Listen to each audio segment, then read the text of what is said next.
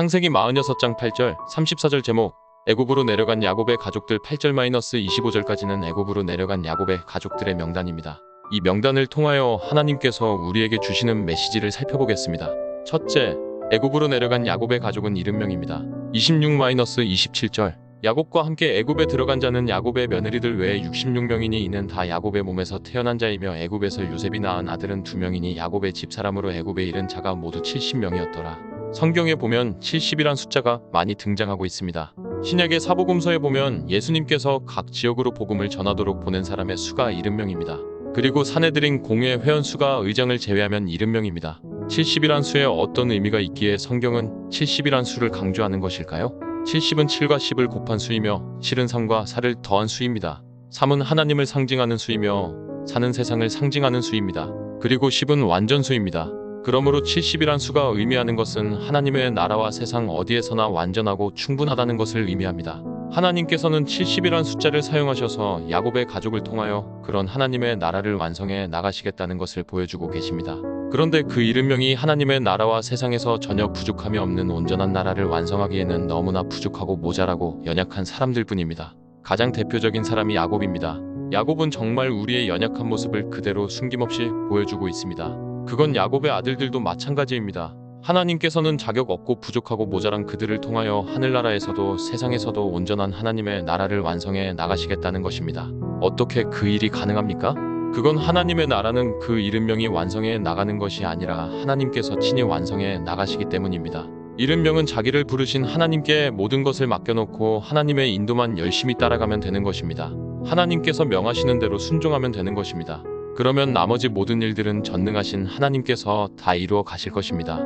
야곱의 70명의 가족과 같이 부족하고 모자라고 무능한 우리를 통해서도 하나님께서는 완전한 하나님의 나라를 완성해 나가시기를 원하십니다. 비록 우리는 부족하고 모자라고 무능해서 그 일을 하기에 역부족이지만 우리를 통하여 하나님의 나라를 완성해 나가실 하나님을 무한 신뢰하시기를 바랍니다.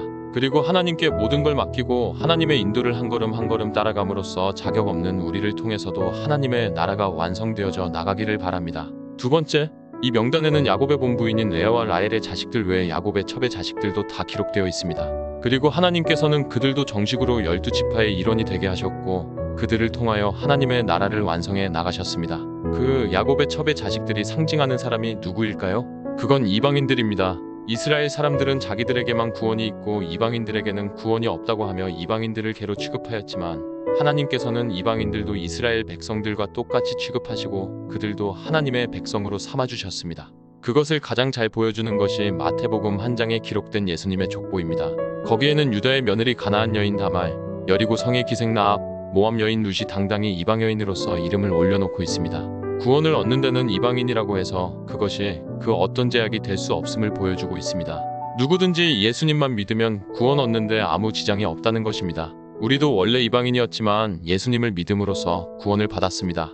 그러므로 아무 자격 없는 이방인인 우리를 구원해 주신 하나님의 사랑과 은혜에 늘 감사하며 아직 우리가 받은 구원의 은혜에 참여하지 못하고 있는 이방인들도 다 같이 그 은혜를 받아 누리도록 그들을 주님 앞으로 인도하는 일에 우리 모두가 귀하게 쓰임받을 수 있기를 바랍니다. 28-30절 야곱이 유다를 요셉에게 미리 보내어 자기를 고센으로 인도하게 하고 다 고센 땅에 이르니 요셉이 그의 수레를 갖추고 고센으로 올라가서 그의 아버지 이스라엘을 맞으며 그에게 보이고 그의 목을 어긋맞춰 안고 얼마 동안 울 때 이스라엘이 요셉에게 이르되 내가 지금까지 살아있고 내가 내 얼굴을 보았으니 지금 죽어도 족하도다. 야곱은 이미 죽었다고 생각하고 있었던 요셉을 20년 만에 극적으로 만났습니다. 그 두 사람의 만남은 아마 주변에 있는 모든 사람들의 눈시울을 뜨겁게 했을 것입니다. 야곱은 죽었다고 생각하고 있었던 요셉을 만난 사실이 너무 좋아서 이제 죽어도 여한이 없다고 말했습니다. 지금 요셉은 아버지 야곱에게 이전에 하지 못했던 효도를 하고 있는 셈입니다. 요셉이 아버지 야곱을 극진히 대접해서 효도한 게 아니라 죽지 않고 살아있다는 사실 하나만으로 그는 아버지에게 효도를 하고 있는 것입니다. 그리고 자기가 잘 되어서 애굽의 총리가 된 것으로 그는 아버지에게 효도를 하고 있습니다. 아버지에게는 이것이 가장 큰 기쁨인 줄 아시고 우리도 하나님 아버지를 기쁘시게 해드리기 위하여 아직도 멸망 가운데서 방황하고 있는 불쌍한 영혼을 하나님 아버지께 인도하는 일에 최선을 다할 수 있기를 바랍니다. 그리고 하나님의 자녀들이 모든 면에 온전하게 자라갈 수 있도록 영의 양식을 먹이고 기르는 일에 최선을 다할 수 있기를 바랍니다. 31-34절 요셉이 그의 형들과 아버지의 가족에게 이르되 내가 올라가서 바로에게 아뢰어 이르기를 가나안 땅에 있던 내 형들과 내 아버지의 가족이 내게로 왔는데 그들은 목자들이라 목축하는 사람들이므로 그들의 양과 소와 모든 소유를 이끌고 왔나이다 하리니 바로가 당신들을 불러서 너희의 직업이 무엇이냐? 묻거든 당신들은 이르기를 주의 종들은 어렸을 때부터 지금까지 목축하는 자들이온데 우리와 우리 선조가 다 그러하니이다 하소서. 애굽 사람은 다 목축을 가증히 여기나니 당신들이 고센 땅에 살게 되리이다. 요셉은 아버지와 형들에게 나중에 바로를 만나거든 그들의 직업이 목축업이라는 것을 바로에게 말해주라고 신신당부를 하였습니다. 왜냐하면 애굽 사람들은 주로 나일 강에서 공급되는 풍부한 물을 가지고 농사를 짓는 사람들로서 목축업을 아주 천하게 생각하고 있었기 때문입니다.